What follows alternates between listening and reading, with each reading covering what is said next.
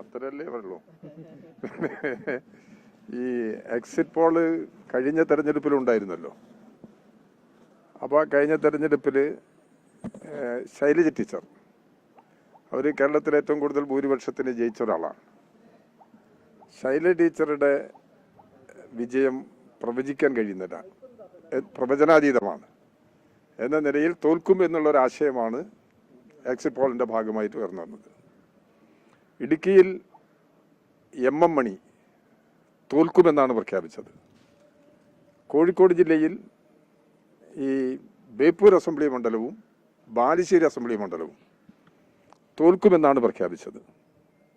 ആ പ്രവചനത്തിന് തികച്ചും വ്യത്യസ്തമായിരുന്നു. എക്സിറ്റ് പോളിൻ്റെ ഈ വിശകലനത്തിന് തികച്ചും വ്യത്യസ്തമായിരുന്നു തെരഞ്ഞെടുപ്പ് ഫലം. ഇതെല്ലാം വ്യത്യസ്തമായ നിലയാണുള്ളത്. അപ്പോൾ തെരഞ്ഞെടുപ്പിൻ്റെ എക്സിറ്റ് പോള് അത് പൂർണ്ണമായിട്ടും ജനങ്ങളുടെ അഭിപ്രായങ്ങൾ പ്രതിഫലിപ്പിക്കുന്നു എന്ന നിലയിൽ നമുക്ക് വിലയിരുത്താൻ കഴിയുന്നതല്ല. അപ്പോൾ അതുകൊണ്ട് അത്തരം സാഹചര്യങ്ങളെല്ലാം പരിശോധിച്ച് വിശകലനം ചെയ്യുമ്പോൾ ഇപ്പോൾ വന്നിട്ടുള്ള ഈ റിപ്പോർട്ട് നമുക്ക് സ്വീകരിക്കാൻ കഴിയാവുന്ന ഒരു നിലയല്ല. അത് അങ്ങനെ സംഭവിച്ചോളണമെന്നില്ല. അതാണ് പൊതുവായിട്ടുള്ള ഞാൻ പരിശോധിച്ച സമയത്ത് കണ്ടെത്തിയിട്ടുള്ള ഒരു വിശകലനം അതാണ്. അതിനുള്ള പല കാരണങ്ങളുമുണ്ട്. ഇതിൻ്റെ വിവിധ സാമൂഹ്യ ഘടകങ്ങൾ അവർ പരിശോധിച്ചപ്പോൾ വസ്തുതാവിരുദ്ധമായ പല അഭിപ്രായങ്ങളും അവർ ഈ വിശകലനത്തിൽ ഉയർന്നു വന്നിട്ടുണ്ട്. അപ്പം അതുകൊണ്ട് ഇപ്പം എക്സിറ്റ് പോളിൻ്റെ ഭാഗമായി വന്നു ചേർന്നിട്ടുള്ള ഒരു നിലപാട് കേരളത്തിൻ്റെ യഥാർത്ഥ വിധിയുമായി ബന്ധപ്പെടുന്നതല്ല എന്നതാണ് എൻ്റെ അഭിപ്രായം. ഇക്കാര്യത്തിലൊന്നും ഒരു പ്രശ്നവും സംശയങ്ങളും വേണ്ടാലോ. 4-ാം തീയതി ഒരു ഉച്ചവരെ കാത്തിരുന്നാൽ മതിയല്ലോ. അപ്പം 4-ാം തീയതി വോട്ടുണ്ടെന്ന സമയത്ത് എന്താണ് യഥാർത്ഥ നില എന്നുള്ളത് കേരളത്തിനും ലോകത്തിനാകെയും മനസ്സിലാക്കാൻ സാധിക്കും. അപ്പം അതുകൊണ്ട് അക്കാര്യത്തിൽ ഭരണവിരുദ്ധ വികാരമില്ല. ഭരണവിരുദ്ധ വികാരം എന്നത് കേരളത്തിൽ കുറച്ച് കാലമായിട്ട് നിങ്ങളാണ് പ്രധാനമായിട്ടും പ്രചരിപ്പിക്കുന്നത്. നിങ്ങൾ നിങ്ങൾ പേഴ്സണലല്ല, മാധ്യമങ്ങളാണ് ഭരണവിരുദ്ധ വികാരം പ്രചരിപ്പിക്കുന്നത്. പിന്നെ UDFും നേരത്തെ ഈ ലോക്കൽ ബോഡി ഇലക്ഷനിൽ ഭരണവിരുദ്ധ വികാരത്തെ സംബന്ധിച്ചവർ പറഞ്ഞെങ്കിലും അത് പ്രകടമായില്ല.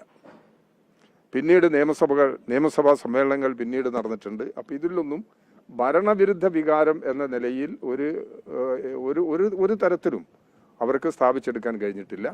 ഭരണവിരുദ്ധ വികാരം എന്നുള്ളതില്ല. ഭരണവിരുദ്ധ വികാരമാണെങ്കിൽ മുഖ്യമന്ത്രിക്കാണല്ലോ ഏറ്റവും കൂടുതൽ അംഗീകാരം കിട്ടിയിരിക്കുന്നത്.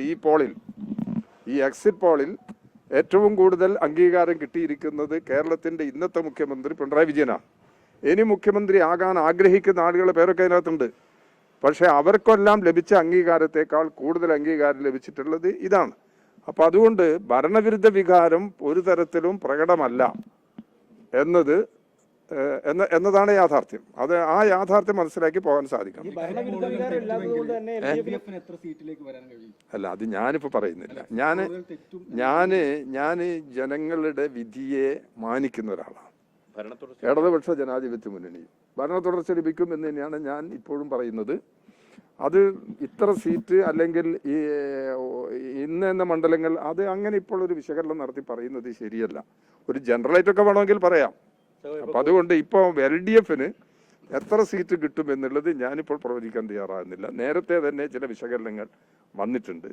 അപ്പം അതുകൊണ്ട് ഇടതുപക്ഷ ജനാധിപത്യ മുന്നണിക്ക് നല്ല നിലയിൽ മുന്നേറാൻ കഴിയുമെന്ന് തന്നെയാണ് ഞാനിപ്പോഴും പ്രതീക്ഷിക്കുന്നത്.